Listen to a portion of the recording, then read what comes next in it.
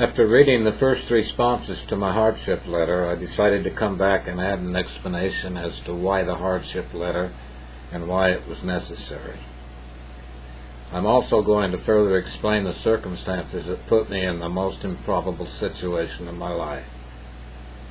First, let me reiterate. I actually did write the hardship letter in response to my solution broker's request.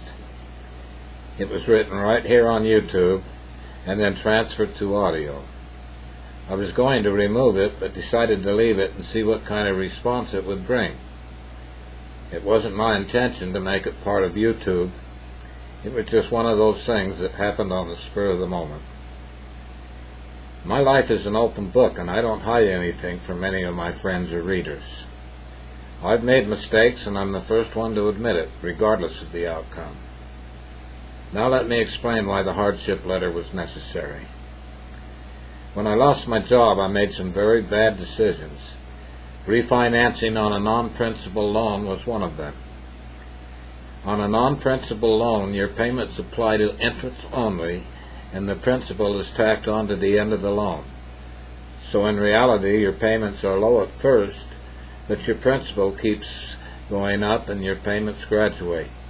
Eventually, they are more than they were in the first place, and you're still not paying on the principal.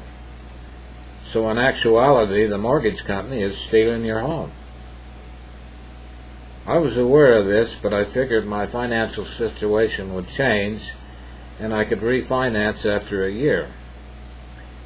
This kind of thinking makes the finance companies more money than you can possibly imagine.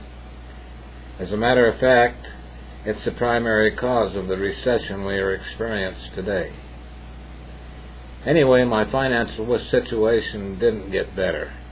It got worse.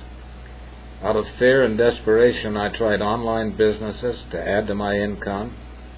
The scam traps I fell into are unbelievable, and by the time I found one that worked, I was many $1,000s in debt.